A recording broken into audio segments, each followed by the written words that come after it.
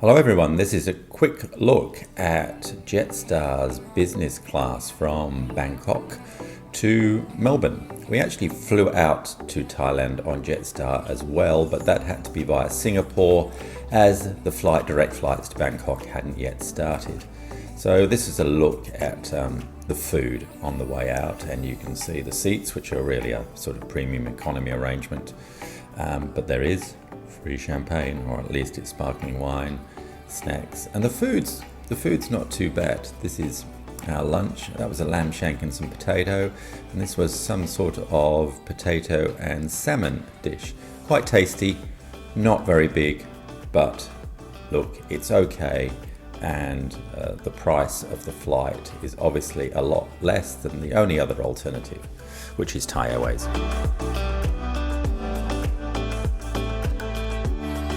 Max's return flight back on JQ30, departing at 9:40 p.m. from Suvarnabhumi, and not very busy at Suvarnabhumi on this particular day, but I think as the year goes on, the airport's obviously going to get quite a bit busier. Check-in opens 3 hours beforehand, and it does have its own, Jetstar does have a business class check-in desk, so it's quite quick to check in, and there was quite a bit of time to hang around so I decided to go to the Miracle Lounge. This isn't included in the basic business class fare. You can pay for the business max fare and get lounge access, but I decided just to go in. You can pay 1,200 baht to get into the lounge for 2 hours, and it's got quite a good selection of food and drinks on at the moment.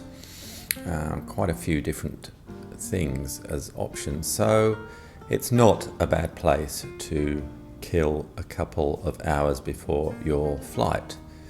I'm not sure who wanted croissants at night time, but there are sandwiches and there are snacks, and there is also a salad bar and some different hot options, including some soup and some Thai dishes as well. So pretty good selection, free alcohol as well, wine, spirits, and beer.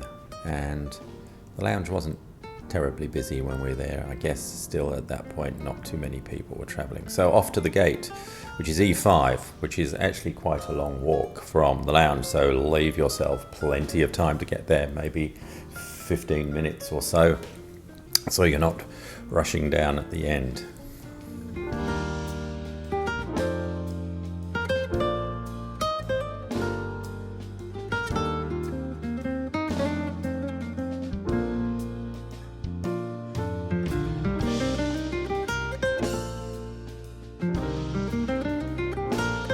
Okay, boarding was a bit of a mess.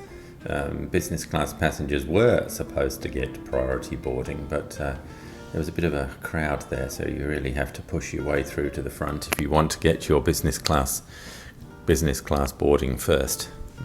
I guess most people managed to do that, but they weren't very well organised at all.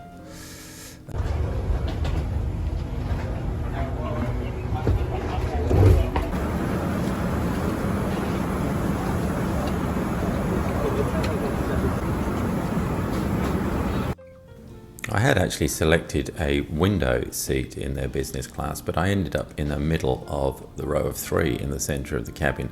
Jetstar often do this. Didn't like the food options very much. There was gnocchi and a chicken salad on the flight home, so they were kind enough to get me the butter chicken from economy. That's why it's being served in a box, because the food does normally come on some china in business class. But it was actually very tasty food, so pretty good. Not so good having the middle seat though, but it often happens. They often shuffle all the seats around, but the person on my either side were asleep. And the dessert was cheesecake, which was quite tasty too.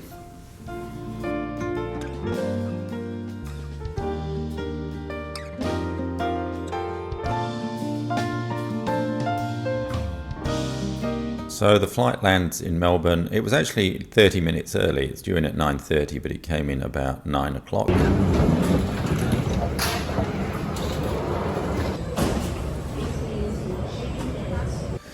Once off the plane, it's pretty quick to get through the e-gates, which you can use with a Thai passport.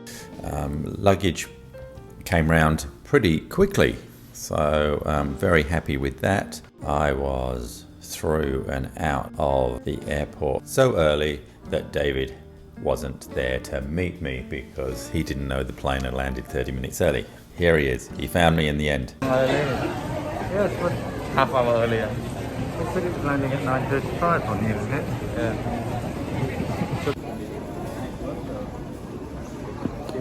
Overall, it's not a bad experience. It depends on the price you can get, for the business class, but there are only two options direct from Melbourne to Bangkok: Jetstar and Thai Airways. So thank you very much for watching.